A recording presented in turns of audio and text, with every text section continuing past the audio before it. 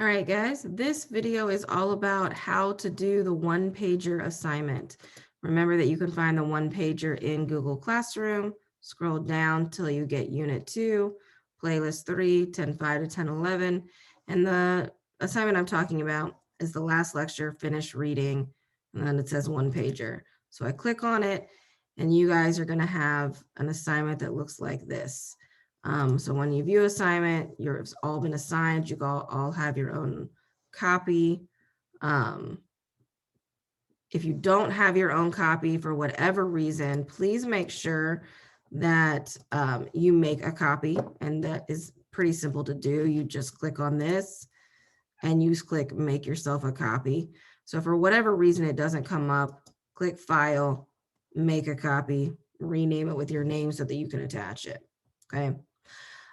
So what I want to do is I want to show you and kind of go over verbally how you're doing this assignment. So you won't do this assignment until you finish reading. So your first priority this week, you need to finish reading. As you are reading, these are the things you could be thinking about, but you want to do it once you're done reading, because this is an assessment. This is a culmination, and it needs to have everything from the beginning to the end of the novel or of the text that you're reading.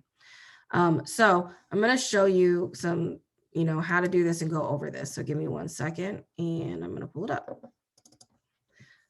Okay. So yours probably looks like the one that I just showed you, right? This is what yours looks like. When you do it, when you work on it, you're in a Google drawing. It works like a Google slide, but there are some other fun things you can do. But when you work on it, you want to change it up. You don't want to just leave it at that basic level. And so what I mean by that is you can change the background, right? So on yours, it looks like this, and you would right click and click background. I'm going to do it on my example. So let's say I want to change the background. I could do to a different color. I could do solid, I could do gradient, I could do a custom. I think I'm going to do a gradient of green. Okay.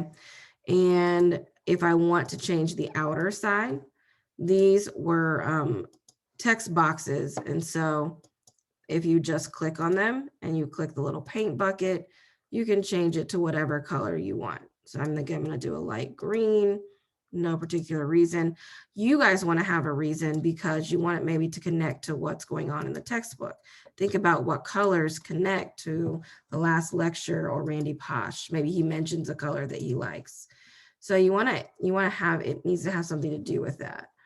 You want to be very strategic in how you are putting this together. So the next thing that you're going to do, one of the things that it says that you have to, the directions are right here, but I need the title and the author of the text, and I need to be creative. It should pop out. So on your side, it probably looks like this, right? And you double click it and you can change the wording, and you can also change the font. And so when I go back over to my example, because I don't want to mess that one up, I'm going to double click. And if, we're doing the last lecture, I'm going to put the last lecture. But I don't have to I can change this font. So as long as this box is highlighted, I can go up here and I can change it to whatever I want. Whatever I feel like really works with, his message. Or maybe the type of person he is. And so I would choose one until I like it. And then I would do the author, right? Randy Posh. These are easy 4 points to get. And I can make it smaller by dragging things around. Oh, I got to fill it up with other things too.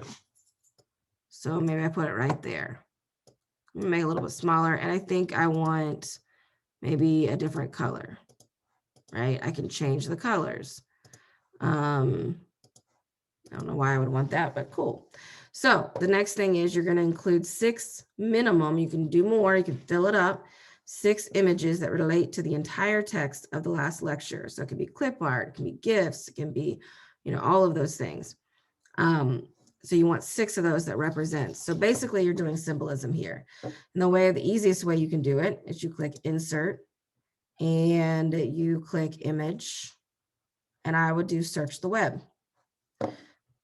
And then I can go over here and I can search for things that I can put up there.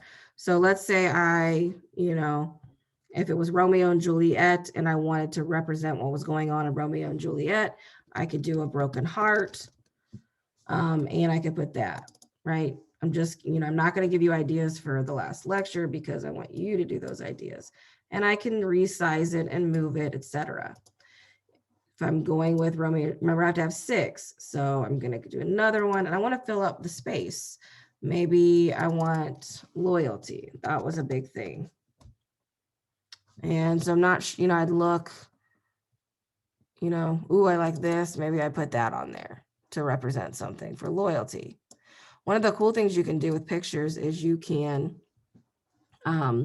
put them in shapes. And so if you go up here, this is the crop button, but right next to it, there's a little arrow. And I can put it in one of these shapes if I wanted to. So maybe I wanted a circle. So I need 6 of those, 6 things to represent or relate to the entire text. Okay. Then you want to make sure you do a personal statement. I believe, I like, I feel, or I think, or I appreciate, you can start it like that, about the text. It needs to be clear you've read. So I want you to think about it like this. What is your personal takeaway? And when you're ready to do that, you'll just go up to the text box up here and you'll click it and you'll start writing whatever you want. So I think, or I feel, you can have a couple if you want. And you can make that bigger, smaller by, manipulating, or different font by manipulating things up here. So if I want it bigger, if I want it bold, whatever. Okay. Then you can imagine I got more pictures. I need 4 connections to creating a capstone project. We chose this text on purpose. I want you to think, because he is really, this is the capstone of his life, and you are making a capstone of your high school, what you've learned at high school, and your research and what you are passionate about. So I want you to put on here somewhere 4 connections to the capstone project. How you do that is up to you. Maybe you do that with a shape.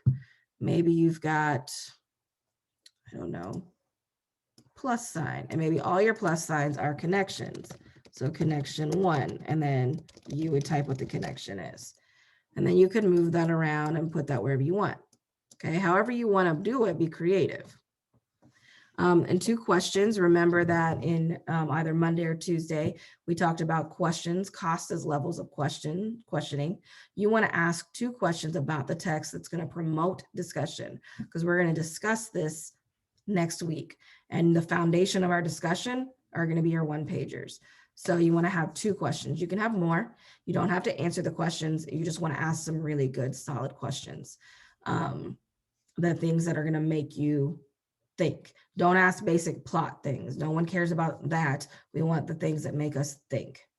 And then the border should reflect the theme, ideas, concepts, or message of the entire text. So, and you're just using visuals for that. So again, you're going to go to insert. You've got your image. I'm going to search the web. I could continue with maybe family, because family was a big thing with, if we talk about Romeo and Juliet, my example here. So I could do family was a big deal with in the text.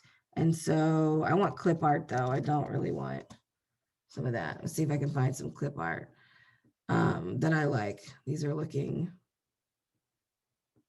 I don't know. Ooh, maybe, so I don't like that. So I'm going to just take out the clip art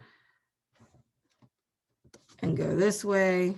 But now I'm thinking I want some transparent background, because if I do a transparent background, then things come like I won't see the background. It'll look kind of cool when it pops out. So maybe I do this to show family, and I got to put it in the border. So I'm going to make it as small as I can and put it in the border, right? And then I might put, maybe I want a broken heart in the border, for whatever reason. I don't want to do the same things, but I'm just going to show you what you can do.